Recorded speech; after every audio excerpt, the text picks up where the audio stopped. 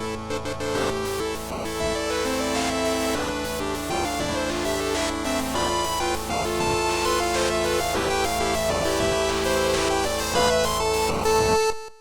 and welcome to the GGD bonus episode. Today we are covering PAX West, where we had the Godfather of the Great Game Debate, Jonah Gomez, Woo, I'm here, back from PAX. and the man with the golden voice, Mateo. Ooh, Travel up to... I love whenever we try to point at each other on the camera, and it's always wrong because It's the always gonna camera be does the backwards. weird. They both traveled up to Seattle to check out the Penny Arcade Expo.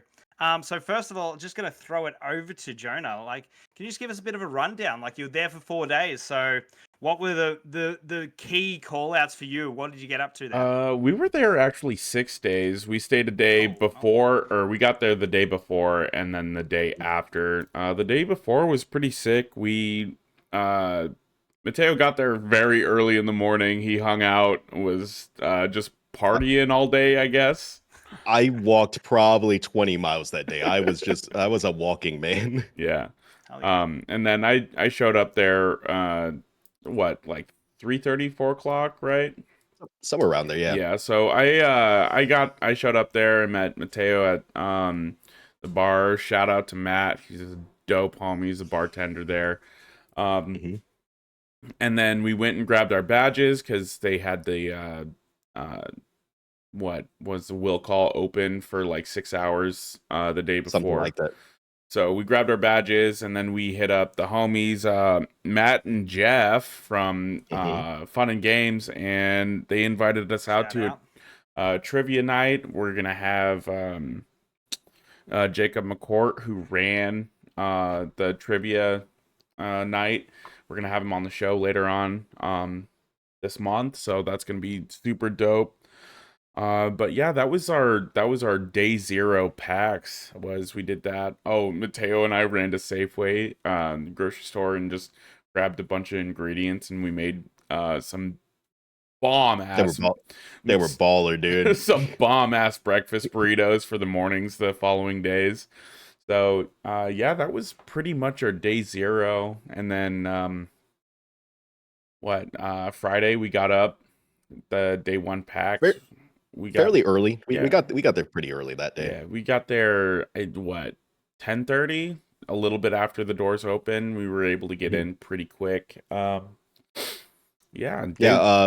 tip for people that are going to PAX, Friday is usually dead as hell. If you're buying a 1-day pass, go on Friday. You can skip a lot of the lines. You can get through to a lot of the stuff. The only day I would recommend people not going to PAX is probably Saturday, which is the second day. Everyone is there. Like, so many people are there on Saturdays. So day one, we started out by doing the Phil Spencer story time. We found out that Phil Spencer, while it sounded like he had a fun childhood, just doesn't have the greatest taste in games. Gaming in the 80s was weird, man. Yeah. They just didn't have a lot of choices. They had to play games like one-on-one Julius Erving versus Larry Bird.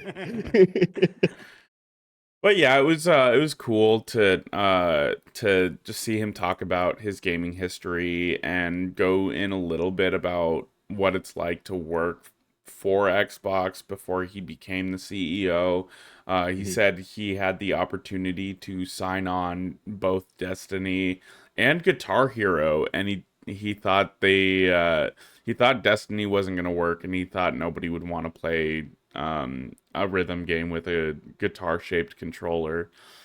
Well, damn. Yeah. So Bungie hadn't split from Xbox entirely then. They threw them the first bone. Yeah. They pitched it to Xbox first and said no. But he said he got to talk about he talked a little bit about how signing on Gears of War and creating that partnership with Epic Games, and I thought that was super interesting. So yeah, he said that was one of his first big decisions at the company, right? Was Gears of War was his first game that he took from signing to release. Yeah, his boss was like, "I'm gonna let you make that decision," and that was the first big decision that he made as like an exec at Xbox. So that was pretty cool.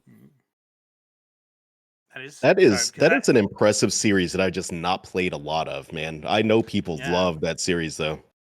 It's interesting too, just to hear that, like when you're that high up and you're making multi-million, if not billion-dollar decisions, like yeah, you've got someone that had made the Halo series so popular, and then you decide that you don't believe in that one, but then I guess you look at Epic, who had come off of all the Unreal Tournament games and stuff Hmm. like that, but then Mhm. are doing a single player game. It's really, man, I don't want to make those decisions. Is all I want to say. Yeah.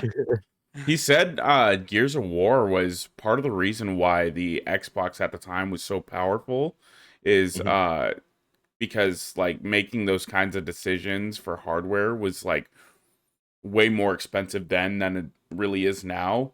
Mm. He said that they had to push for more RAM on the Xbox for the graphic fidelity of Gears of War, and so that's with It's it a being a it's launch a title, it was one of the reasons why the Xbox was it's a shaped the way it was. it's a weird like double gift, because if you think about it, Epic were pretty much PC based, and Mhm. then by the Xbox 360 PS3 era, Unreal Engine 3 comes out, I'm pretty sure, and then Hmm. everyone uses Unreal Engine 3 for so long. So I like mean, we Call of wouldn't have had Duty's original like source engine was a modified version of Unreal 3 all the way up until I think 2017, 2016, Wow. and then really. um the Call of Duty Modern Warfare and Mhm. Warzone was when they switched to an in-house engine. Yeah, wow. So That's interesting. they Yeah, used a modified version of Unreal 3 for a very, very long time. that's crazy. Cool. Okay, so after that, what else were you up to over the other Um 2 days honestly, or 3 days? I think Sunday kind of turned into our board game day, right? Like that was the day we went and yeah, explored the tabletop space, purchased Sweet. a bunch of stuff I didn't need to. yeah. Uh, they have Suitcase so got a many lot more full. dude, they have so many dice there. They have so many cool D&D dice and like tabletop dice, and you need to buy all of them. Yeah. Is that like a little? Is that like just a little? Buying an ice cream out of the store. Like how much are you dropping for dice if you're on the PAX floor? Well, if you get real lucky, you spend $1 and you get a token, and you get to play a claw machine that you can Oh, get dice really? for $1. Yeah, and Uh, so I spent That's dope. $2 and I got two pairs of dice or two sets of dice. I spent $1 and I got one set of dice, and Jonah actually spent $3 and got two sets of Hey, we're dice. not going to talk What about a that. liar! We're not going to we're not going to talk about that. Uh, The first time it's I it's gave him always a $2. mulligan. Yeah, I It's they say the third try's the charm or whatever, and it really was the worst try. I shouldn't have spent that $3. But yeah, we'll cover like day 2 and day 3. Those days kind of blended in. Day 2 was Saturday. Fucking chaos, crazy day. It was just super busy. Um, but yeah, we'll talk about two of our games that we played. Bino and Clask. They're both tabletop games. And a Bino, soccer base. yeah, both like semi-soccer based. Bino's really cool. It is like a miniature soccer field with metal pegs in it. And you just gotta flick a marble into the goal and stuff. And there will be gameplay up while we're talking about this. The game is super fun, super Yeah. easy. Like both these games, super fun, super easy to pick up and just immediately play. I think Clask has like a paragraph of rules. Yep. Bino gets a little bit more technical with some of the rules just because there's like It's got fouls a and stuff. yeah, it's got a really in-depth like red card, yellow card system. You Oh, lose really? defenders if you get a red card, Oh, which wow. completely changes the strategy. Like the second you lose a defender, there's different ways to attack you.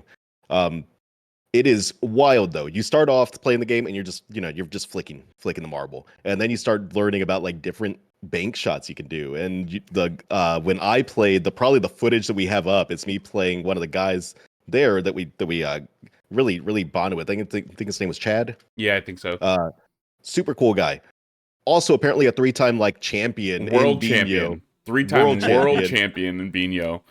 He murdered me. I think the first goal he made, he shot it over the defenders and straight into the goal. And it wasn't nice. like it bounced into the goal. It was over the defenders, nothing but net, straight into the goal. Hell yeah. It was mwah, chef's kiss, just beautiful.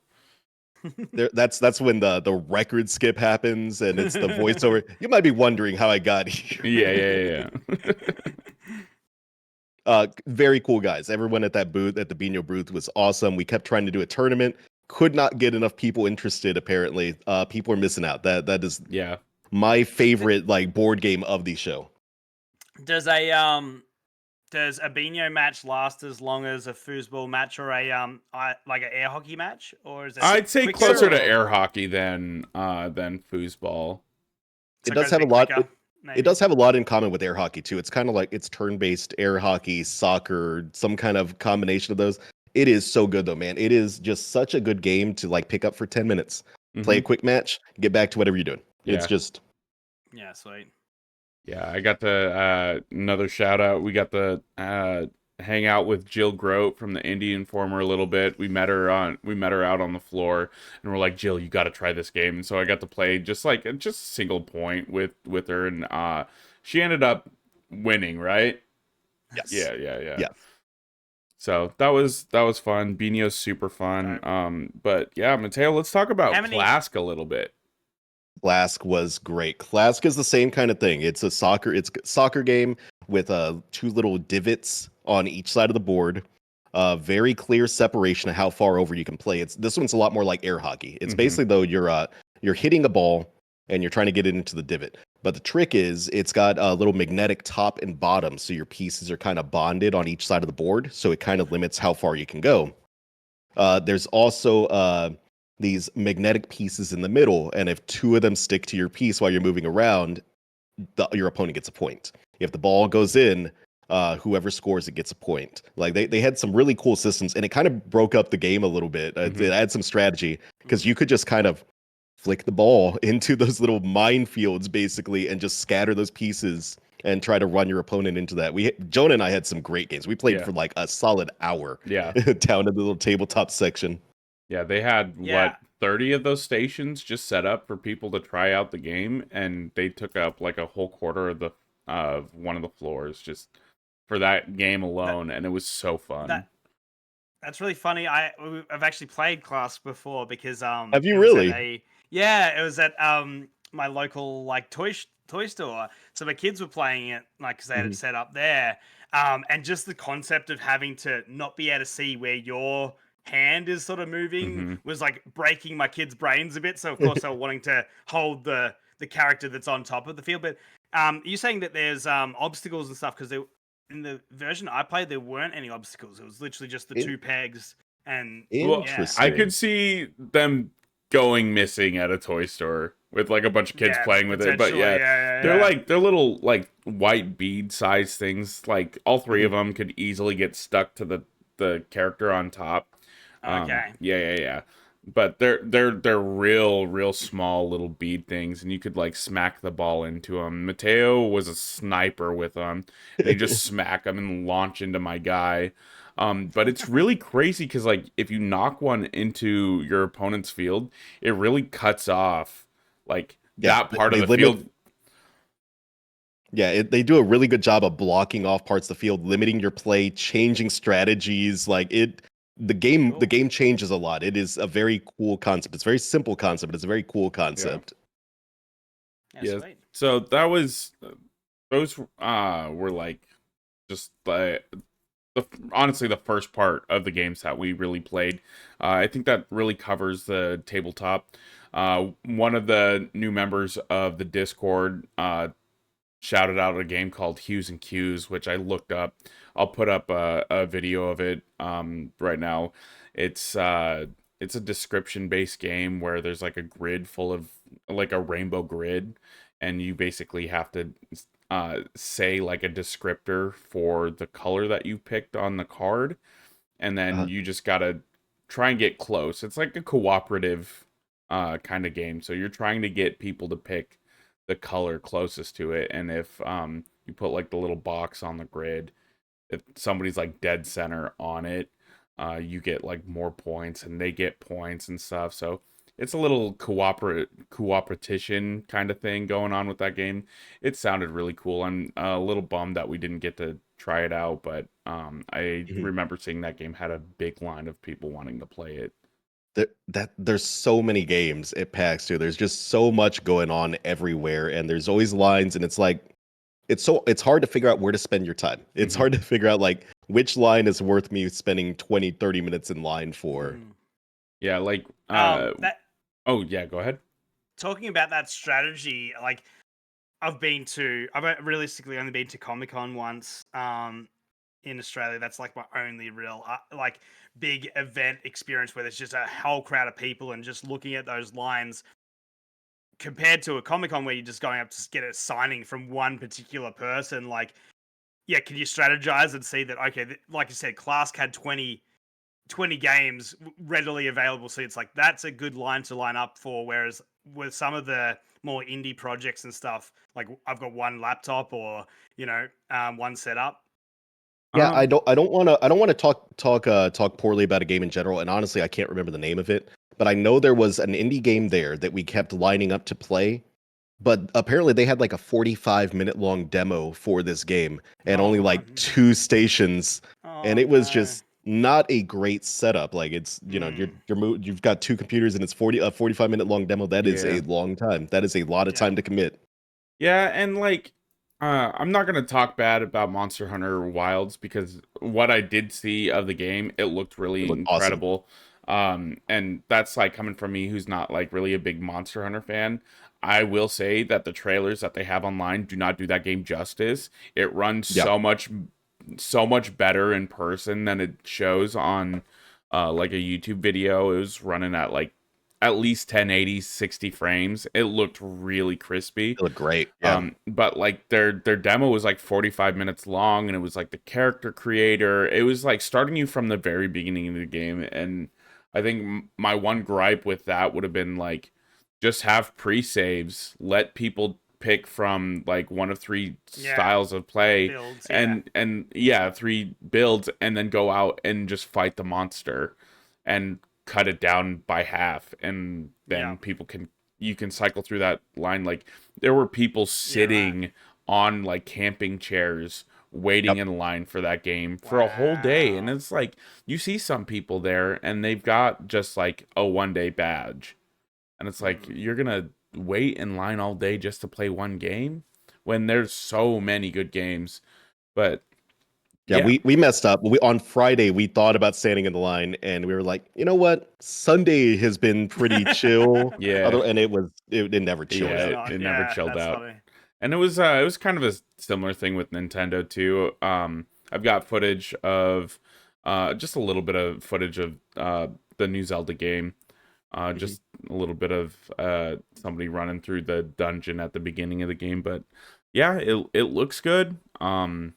Didn't get to get any hands-on time with it, but I did not hear anybody say anything bad about it. They said it's Mm. different for a top-down Zelda, and they enjoyed it. So Mhm. I think that's really it for our AAA side of PAX. I think everything else we have to talk about is indie A little focused. indie. I Yeah. believe so. Yeah, indie Cool. and So board do we game. want to go back and forth with a few shout outs? I might throw it over to Mateo. Yeah. Sure. Yeah, okay, so my game of the show, Jonah Yeah. knows my game of the show for the video game side of things. Game called Rogue Waters, dude. It was a pirate game. It's like FTL mixed with like Into the Breach mixed with XCOM, but without all the stuff I don't like about XCOM. Like the guy was very insistent on there is no RNG in his game. If you attack and it's in It range, hits. you're going to hit.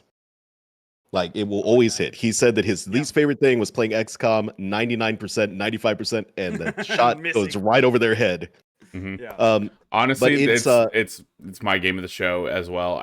I'm just gonna say it right now that that was probably the best looking game at the mhm. show. Like play wise and visually, it's just incredible. Like the Yeah, that's mechanics that they interesting have. because I Yeah, know that it's for you, Mateo, you are like a FTL, super fan and stuff like that. So like you enjoy your strategy games. And Jonah, like I don't know much about your strategy background. Is this sort of a newer It genre for you to be like interested in? Yeah, absolutely, it absolutely. I've it did dabbled a it did a little lot of bit in strategy, but like not much. The most that I have for like strategy experience is a little bit of Wasteland 3 and D&D. That's it okay. for like strategy Waste games. Wasteland 3 is some crunchy strategy though. Yeah, yeah. That's a good one. No, it's got so many little aspects that I like in that game though. Like the game is obviously like a rogue like game, right? Like you're choosing a path. There's different battles and rewards depending on which path you choose with your ship. The ship that Slay the Spire style like mapping kind of. Yep. The battles open with a ship versus ship combat or ship versus fort combat if you're attacking a fort, and you have like a certain amount of turns. You have basically 3 turns to attack things, and you can attack cannons to reduce damage to yourself. You can attack upgrade stations that give the opponents boost, or you can directly attack the crew and eliminate the amount of people that you will potentially be fighting in this battle. After that, it goes to very piratey. You choose where your people are going to be, and everyone like swings in on ropes. It's very very piratey. And then combat is based around this idea of fencing. And he was talking about how like in fencing, there's a lot of movement. It's back and forth movement. So this game is based around that idea. When you attack, your character moves forward, they push the opponent backwards. If they are knocked into another enemy, they both take damage. If there's a wall, they take double damage. And if they're on the side of the ship, you just kick their ass straight over the side of the ship. Nice. Got to ask the most important thing about pirates. After you defeat your enemy, are we pillaging? Are we Oh getting yeah. some Oh, Oh you good get some yeah. loot? loot, dude. You get some Yeah. loot. So there's speaking of loot, there's like a really cool system in the game where it comes down to like a fear system. So you can absolutely terrify the shit out of the crew. And if you do that, the crew members become lootable options. So you can keep or kick different crew members from the other team, the other ship, and they go back to your home base. And then there's more characters for you to pick up and use throughout the future runs, and they'll level Oh up wow. and stuff. Is that how like you get different classes, or are they all the same class, or? I think, There's different like classes of normal soldiers, and then there's also named soldiers that have special abilities and things like that. Oh, Like there was cool. a wrestler guy that he would pick people up and throw them and move them. And yeah, you could use that to plan out attacks and chain your things. My favorite thing about the game, honestly, is he said there was a big focus on uh, trying things out. Just try things out because you can reverse your moves all the way back to the beginning of your turn, basically. Oh wow. Like there's an undo, so you can be like, oh shit, I thought that this guy was gonna be closer, so I could combo my attack better. Let me undo and rethink how I'm gonna go about this attack. and it's How not Super, limited. super how cool. It it's unlimited. it's Okay, interesting. unlimited to the beginning of your turn. Okay, Yeah, yeah. So you can't. Yeah, yeah, yeah. You you can't can't go undo I the all that the way back to the I start of honestly combat. think that is really good because the amount of issues I've personally had with Baldur's Gate, because I'm like, I'd like to plan this out. Does this work? And I move my character, and I'm like, oh, I don't get far enough. Then I'm like, oh, now I've used up my movement, hmm Yep. and like, as and I'm thinking in that sort of space. Whereas, for me, for like Fire Emblem, yeah, you got to actively attack, and then you've used it. But in Three Houses, they did have a rewind system. But it was limited, so that's cool. That it's unlimited. I would be much more inclined to play and continue playing with that unlimited strategy because it's like, yeah, you got to do the whole Sherlock Mind Palace thing. You got to freaking Mhm. plan it all out and then see it all in action. That's really cool. You Just could just before we, save scum a bunch, Steven. You could yeah, just save scum the shit out of it. very true. I just don't like pressing save a million times. Um, just before we move on, art style wise, what are we talking here? Ooh, It's like a semi-realistic. semi-cartoony, So, a yeah, good mix of of the two. Like When you talk it's more cartoony than like Baldur's Gate. when you're talking Uh, about the lanes and stuff, I'm picturing is it like tilt shift, like There is square, like there is a grid or on the ground, or is it?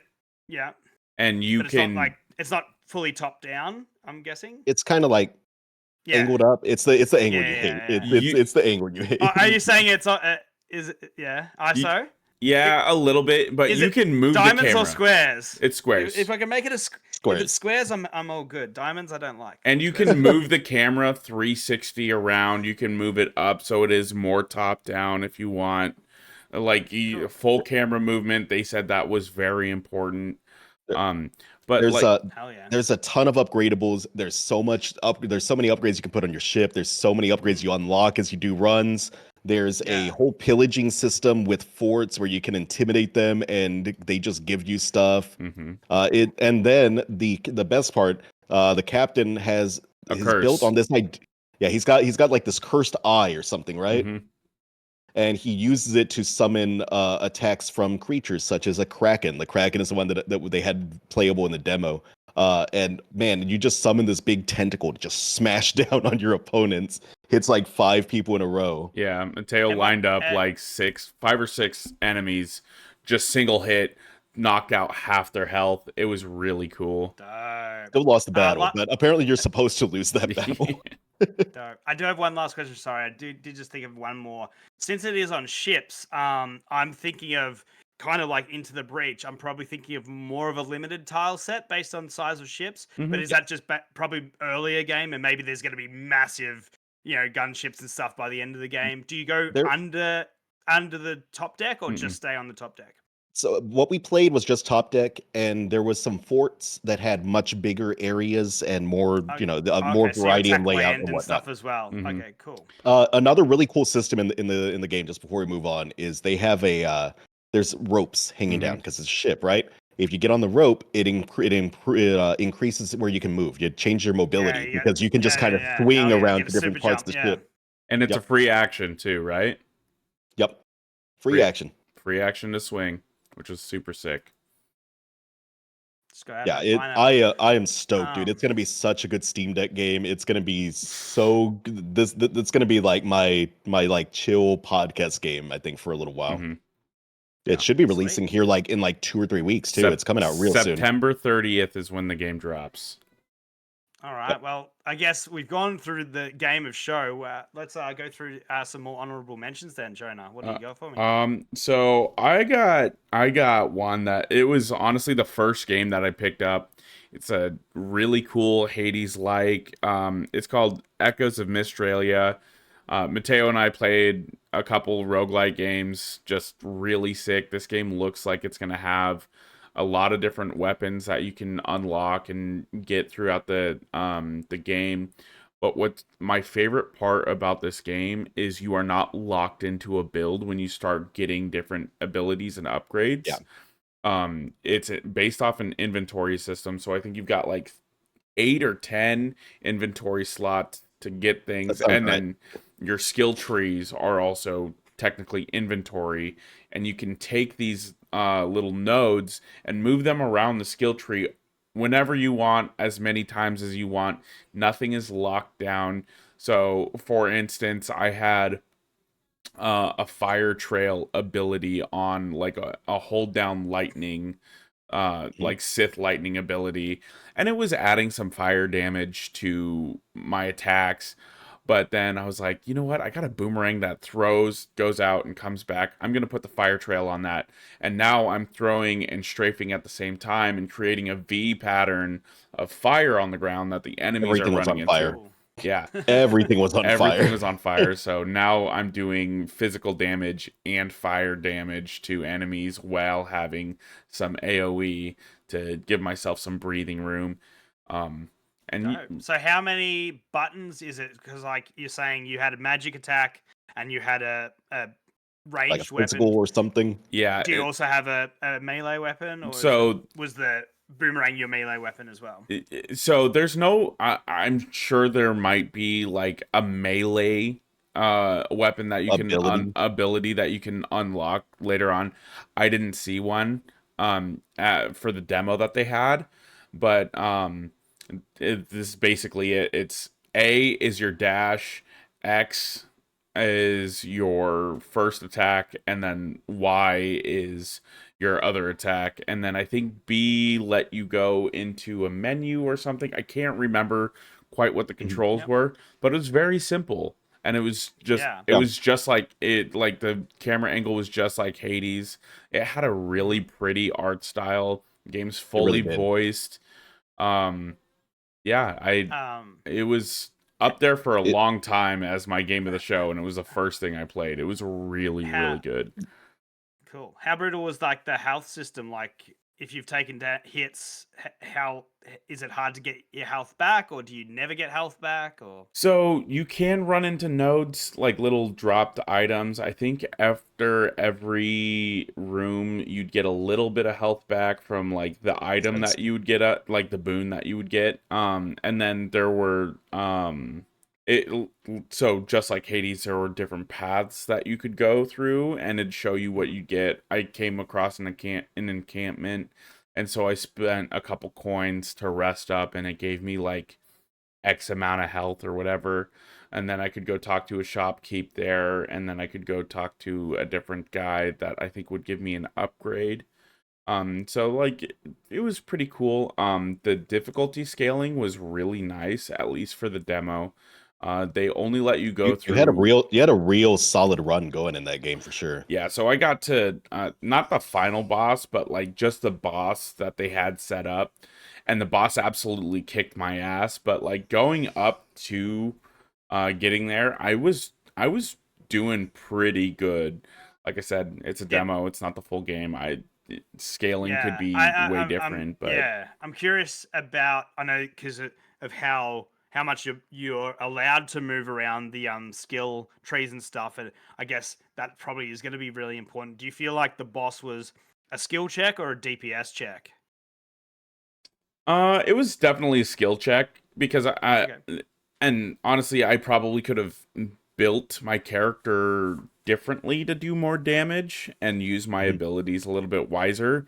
But yeah, it was a skill check. Just a lot of AoE attacks. They had different like ads and stuff coming at me. Like it had like vines coming out of the ground that would move around and like I slam. think there was some like poison aspect too. I think you were taking poison damage or some such. Yeah, and Um, then it would spit out like bullet hell kind of projectiles that Madness you and could stuff. Yeah. yeah, you could knock them out of the air with like your attacks and stuff if you wanted to, but the best way was to just try and dodge, get behind an enemy so the enemy's like just eating the damage. Take So it. yeah. Nice. Yeah. Sweet. yeah, it had a really Mateo. cool system too, where it would you could just swap out on the fly, right? Like you Mhm. just swap your abilities around. Yeah, it was something that they were wanting to tinker with because they're like, we don't want it to be so you just hit the select button, go into your inventories, pause the game, swap everything out. So the dev there was saying that they were thinking of maybe giving it like a 3-second prayer that you had to go into that menu so your character stopped and could take damage, or even slowing time down. I don't know if I find it to be a criticism, but I think it would make the combat a lot better in like something like Breath of the Wild or Tears of the Kingdom. The fact that you could just be flying around, taking heaps of damage, just be like, oh, I'm just eating a 4-course meal right now, just like no Yeah. dramas at all. Yeah, You know, that's the same criticism that people have with like Skyrim. Like, Yeah. you're taking damage. It's like, wait, hold up, let me eat I'm 20 just eating wheels some of cheese real yeah. quick. Yeah, Yeah. 100%. So that Time out. was something that they were working on.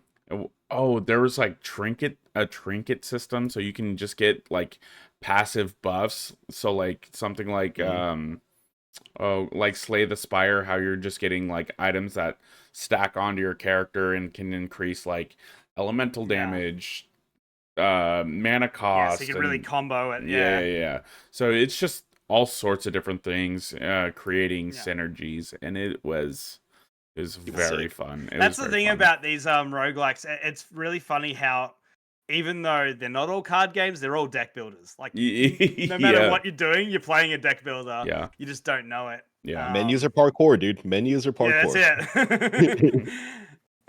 Mateo, what else you got for us?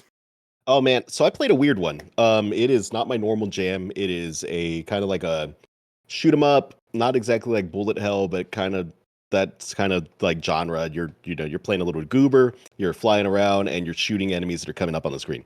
What really sold it for me though is the game is called Feltopia. All of the animation, there is not a single pixel to be seen. It is all based on these little felt puppets that they put together. The backgrounds, everything is just made out of the like felt arts and crafts style.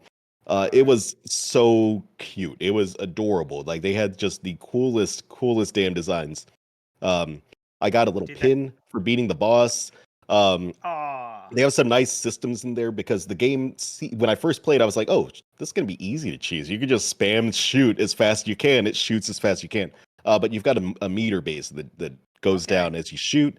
You have to Is pick up that these little, the attack meter, or is that just your ammunition? it's like your ammunition, I guess. Okay. Yeah. And Because then you I was have, thinking of mana has the percentage base, but no, that's cool. Yeah. and you have to like collect these little like rainbow diamonds or something to refill Mhm. it. But it's super cute. It was adorable. The art style was super unique. There's just something very wholesome about a game that's just made Oh, out of yeah. little felt puppets. It was delightful to me. The team was awesome. They Yeah, were they were so some of the cool. friendliest people at the show. I think we Um. missed talking to the art director. Was the only complaint I had. I think she had just stepped away or something. I don't think Um, she was at the show. I think she was still back at home gotcha. working. Yeah. For me, like if you're gonna have photogrammetry of all this felt stuff, did they bring any puppets? They did. They had the actual puppets from the Dope. game. They were on They their little had table. they had So The cool. environments too. It was really the, Oh cool.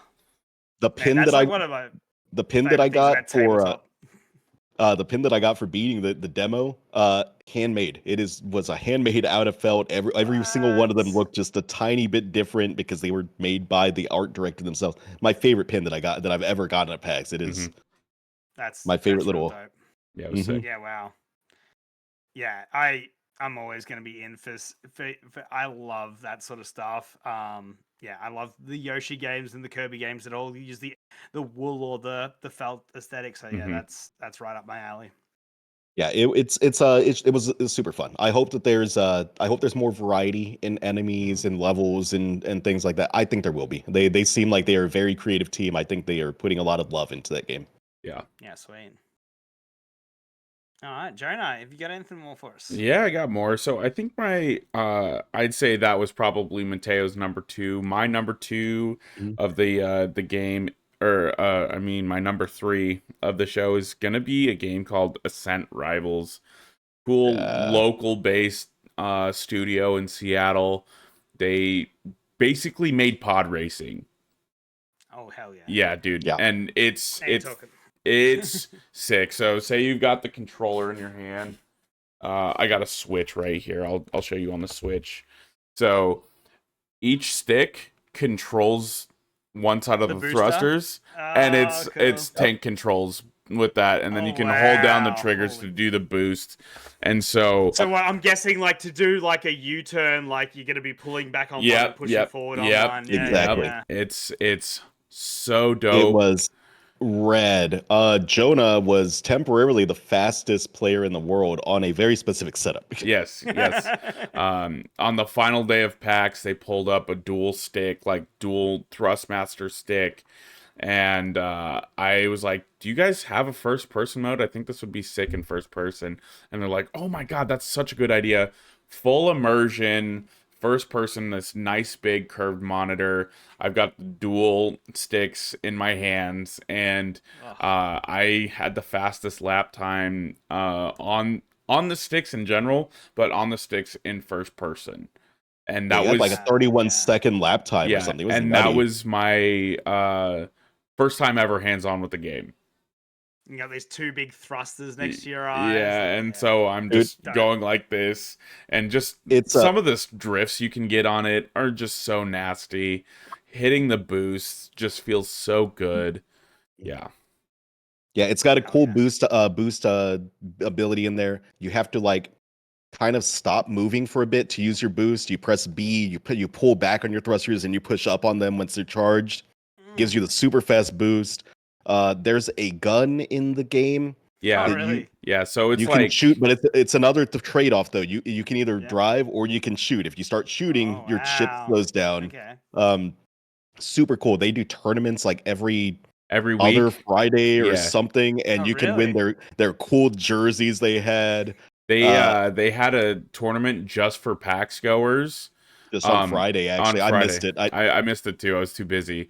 But they had a tournament just for PAX goers. And so like the whole team was in like these cool like jerseys that were like the theme of the game. And the PAX jersey was that same thing but all blue and it said PAX West 2024 on it. It was Sick. really cool. And they get those handmade with like your name and everything or your gamer tag or whatever you go by on the jersey, and that's your trophy. And they do these like, yeah, like Mateo said, 2-3 times a month. And it's just a super dope dev team. They were super Yep. chill. They were so hyped about people playing their game. It was, shout out to They, that team. One of my favorite things about Episode 1 Pod Racer, because that is like my favorite Star Wars game, is it, the goobers. Do they have some good drivers, or is it more about just the cart itself, like not the pod not racer sure itself? not sure yet. I think they have a some kind of customization system that's going to be there, that's going to exist for the racers. I don't know if it's going to be you're all human racers, or if there's going to be weird goobers, or if they're going to have the two-headed guy doing commentary during the game, Yeah. or what the deal is. Well, I Yeah. can hold But out hope. but But I will tell you, their controls though, damn near perfect. Any issue I had driving that vehicle was because my brain wasn't adapting to controls well enough. Everything the controls feel so tight in that game. They are exactly where they need to be. Yeah. Hell yeah. Yeah.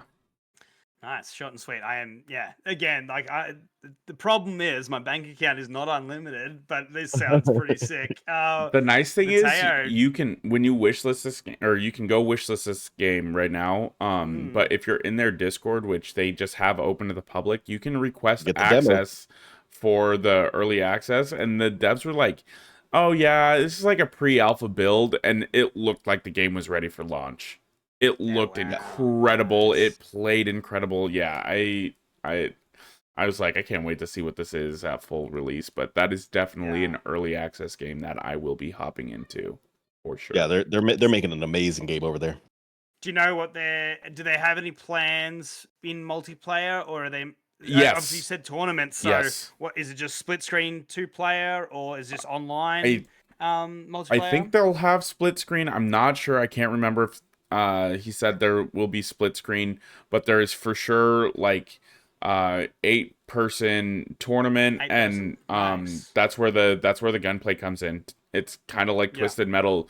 You like stop driving, your guy like stands up, pulls out a rifle, and you're shooting at other drivers while you're going, and that's kind of the risk reward. Is like either I can do damage to their pod and knock them out and try and get ahead, but I'm vulnerable to attack and I'm slowing down because I'm not driving my machine. If you shoot and knock someone out, is that it? They're done for the race? Like No. yes, sir. No, they do respawn. Yeah, They respawn. Okay. I think you just lose some amount of time because you're going back to whatever the most recent checkpoint or whatever is. Okay. That's interesting. So does it feel like it's worth shooting, or does it feel like you're better off just racing? We were Not just sure yet. We were just doing time trials. Time trial? Yeah, single Interesting to person know. time trials. It would feel like it would have to be a big enough like loss for the other person for you to lose speed shooting is my only concern. There's also some kind of damage system on the boosters, and it feels like it lowers your max speed. So maybe that's what it is. You can slow them down by damaging them. Yeah, Force well, a re- like in Pod Racer, you could repair as you well. can repair so as well. Yeah. Yeah. Yes. No, that's fair. Yeah, I'd be curious about that as well. Did we say the name of the game? It's called Ascent Rivals. Just in case we did not say the name of the game. We'll go down, and I'll make sure to edit in at the end. We'll do a list of all the games that we've talked about with their names and stuff. So, hell yeah, sweet. Next up was probably Popucom, dude. We played this game called Popucom. It has stylistically, it reminds you a lot of Splatoon, but it's based on What is that? What is that game, Jonah? The little bubble bobble, is that what it's called? I think it's Bubble. Bubble Bobble or maybe Puyo Puyo. Oh yeah, I Yeah, can yeah, see that. yeah. It's Puyo Puyo. Yeah. Yeah, Like But it's match, join 3 things together and they blow up. yeah, and they pop. Yeah. Pop, And yeah. it's that same kind of concept. It is Splatoon visuals mixed with that concept. You can change colors on your character. If you're playing 2-player, each character changes colors between 2 colors. If you're playing 4 players, which apparently is coming according to the trailer, each person is 1 color. It's got good shooting mechanics. They feel pretty solid for a third person little cartoony shooter. Also was apparently very puzzle based because you also have a little shield that you put out, and your shield blocks things, obviously of matching color. But you can also hold it up, and your partner can jump on top of the shield and stand on it. and so Jonah like and I did this. We did this like this puzzle with like lasers coming down on top, where you had to like hold your shield up, and the other person had to hold their shield to the side to block side lasers, Yeah. and then you had to jump and swap positions. It's super cool. I think they're going to do some really cool things with the Yeah. puzzle system in that game. simple mechanics, insane puzzles later on.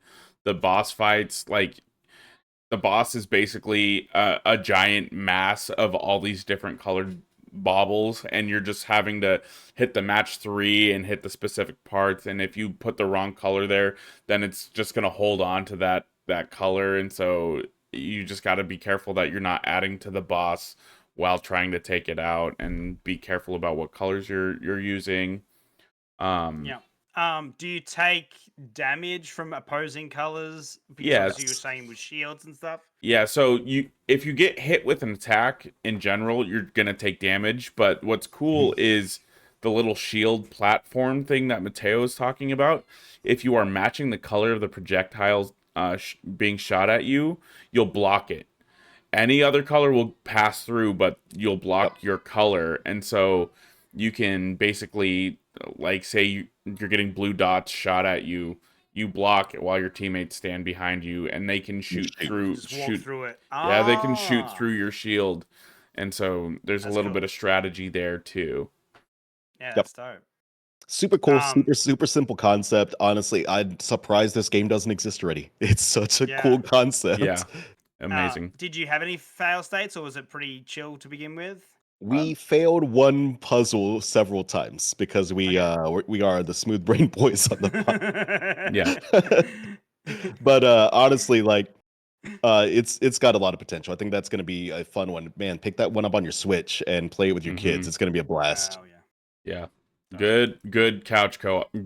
No, probably the best couch co-op game that we played, hands down. 100%. Yeah. Beautiful. Do we have any more games to shout out? I got one more. It's I saw it at Summer Games Fest, or the it was the Steam Next Fest during Summer Games Fest. It's a game called Sacrifier. I said the name wrong to the devs, and I feel like such an idiot. I called it Sacrifice. But it's called Sacrifier. It's got like that Octopath art style. But it's not a turn-based combat game, really. It gave me hint when I was watching him play, and when I played it a little bit, it gave me hints of like Parasite Eve, because you kind of like when you're launching an attack, you have that little circle that comes out to show your range. And then it's got like a Sea of Stars kind of like timing based attack. And you can charge up your cool. spells that way too. And like it's super flashy, 3D environments, but you're like a 2D sprite, and like the art style is really cool. Yeah, man, that game was really cool. I like that it was that Octopath Traveler style, like art style, but it wasn't a turn-based RPG. It had the RPG elements, but it was more like maybe like a Final Fantasy 13 kind of gameplay. More actiony. Something like that, yeah. Yeah, sweet. And Mateo, did you have any other games on your list at all? I've got some real quick shout outs. We can just like scroll kind of through these, because Jonah played a game called Monster Jam Showdown. monster truck racing. Mm-hmm. The controls are a little tricky, but I think it's just the way monster trucks control in general. They're very torquey. They like to flip upwards. We played an ice level. Maybe the worst decision we made at PAX. We should have played a normal stage before doing like one of the ice races. But super cool game. It looks like it might have some potential to be a fun little like couch racing game. Jonah defeated me handily at this boxing game I've been watching for years called Undisputed. Basically, just like the newest, it's going to be Fight Night. It's old school Fight Night, but modernized. It feels pretty good. It feels kind of still a little sluggish to me. I think they're still fine tuning some things, but solid game. I think going through a tutorial would have helped too. Mostly on the sticks. Like you can do sticks, or you can do the face buttons on your controller as well. Okay. Mm-hmm. That one was super solid though. I've been watching that one for like 4 years or something, wow. and that's the first time I've actually gotten hands on it. It feels good. It looks good. I think that's going to be a solid boxing game. I watched some people play Tears of Metal. That one looks super cool. It's like Viking metal based action RPG roguelite. Is kind of what it was. That the like chibi Braveheart looking game? Yeah. That one looked cool. I'm gonna keep my eyes on that one. The only other one I have to mention is a game called Draculesti. I'm not a huge visual novel person, but the idea of this like goofy dating romance kind of spooky ooky Dracula game, I'm kind of into it. I'm gonna keep an eye on it. Yeah, it's like Castlevania, but everyone's horny instead. Everyone was horny in like Castlevania. Yeah, but you're not fighting in this one. You're just horny. Oh, that's fair. That's fair. Hell yeah, that's the way I like it. Before we leave off, you said you got to see Phil Spencer talk and stuff. Did you catch any other panels while you were there? Yeah, so we got to see Jenna Stieber again. She's an incredibly busy person, so we weren't able to actually sit down and talk. We waved at her as she turned into a cartoon like smoke and just vanished. Yeah. Running directly to the next panel. We got to see Jenna Stieber. That was really fun. Like I said, we had the trivia night, which was really cool. One of the events that they had going on was this really sick Steel Battalion setup. They had like 10 stations set up, and it was like a 5v5 or like 6v6, I think. They had a lot of Xboxes with the full Steel Battalion setup. It was crazy. And they were doing tournaments. They were doing team-based tournaments. All-out tournaments where everyone's fighting everyone. It was really cool. Games Done Quick was there. They were doing streams the whole weekend. That was really cool. There was a free play arcade. Jonah and I were magical girls on these really wild Japanese rhythm games. Yeah. I don't know what the hell the name of the one we were playing was, but it was like a circle, and you had to like touch the circle in time to the beat. I don't know what the game's called. I need to get one for my downstairs area though. Yeah, it made me feel very magical. Yeah, I was like, Mateo, this is the rhythm game that makes you feel like a special magical girl, because you're like tapping all along the ring and stuff, and then you have to like a woo. Yeah, you have to do little like circles around with. It's so cool, man. There were some professionals at this weird piano one next to us though, dude, because they had like cloth gloves on they were wearing.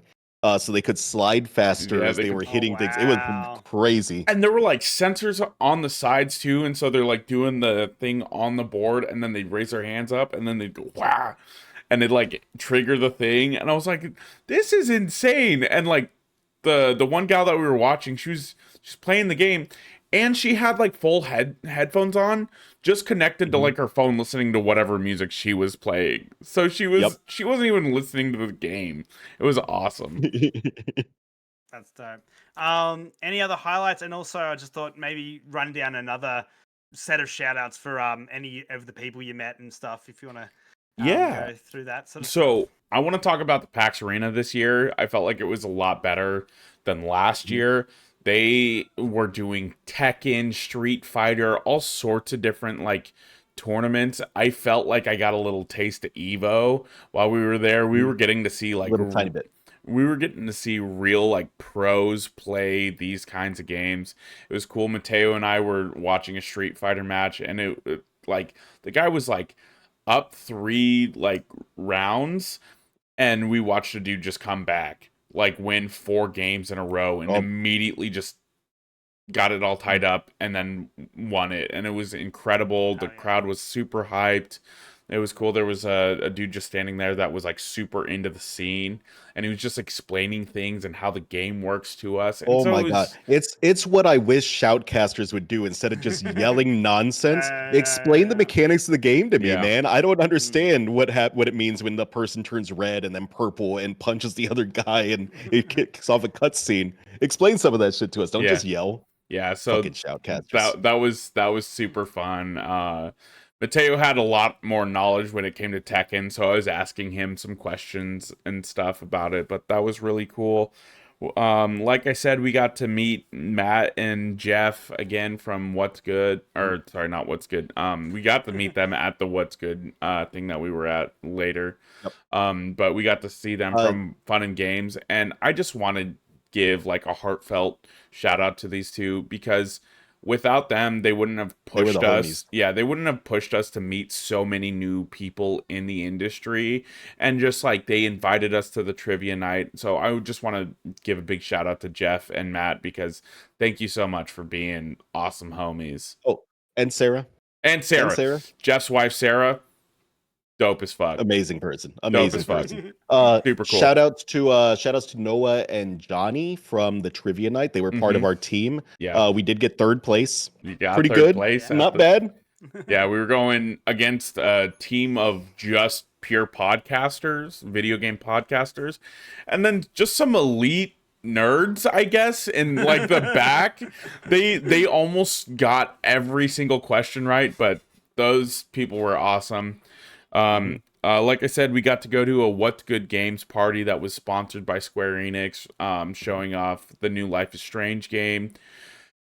I struggled. I had a hard time being there. I felt some really big imposter syndromes at that party, but you know, we got through it. We got to meet a bunch of really cool big name industry people, and we got to see Andrea Renee and just in person and get to send the rest of the What's Good Games teams like with just like a awesome send off.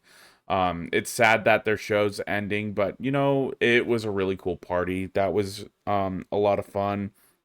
Connect with Rihanna. Brittany, is that the Brittany. other homegirl? Yeah. Man, so many cool people there. Shout out to Black Viking, the people over the Longcast podcast, the Khalif. Yeah, awesome. Khalif Adams.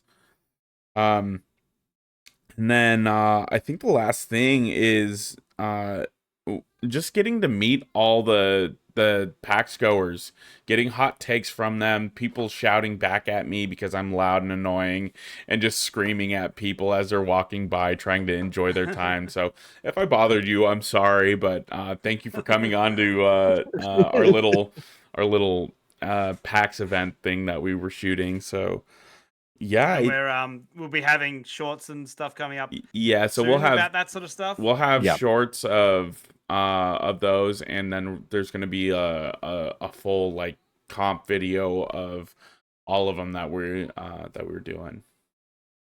Yep. We met with a bunch of people at the content creator meetup too. Shout out to all those people. Some of them might be coming on our show. We might be going on theirs. We'll do some kind of collaboration with some of the people we met there, hopefully. Yeah, sweet. Well, I guess is there any other final thoughts you've got about PAX 2024? We'll see you at PAX 2025 because Jonah has gotten permission to go every year now. Got the green light. Got the green light. So yeah, I'll see y'all again at PAX 2025. Hopefully we can make it official this time and be media for 2025. The best way you can do that is help us get more views, help us get more subscribers. That support will actually allow us to go do these kinds of events. So if you subscribe, even if you're not going to watch, just give us a little subscribe. We don't post a lot. We don't post too much. We won't bother you that much. You get us enough subs, we'll bring Steven up next time, and you can meet the Saucy Aussie in person. Yeah, for sure. Yeah, wow. On that hopeful note, yeah, if you did like enjoy the video, yeah, throw us a sub. That'd be awesome. Yeah, this is the GGD bonus episode for PAX. We have the episode 100 coming up after this, which was an extravaganza that we just shot recently and was awesome. So I hope you check that out too, and check out all of our PAX shorts. I'm sure there's some funny hot takes to come. So There's some good stuff in there.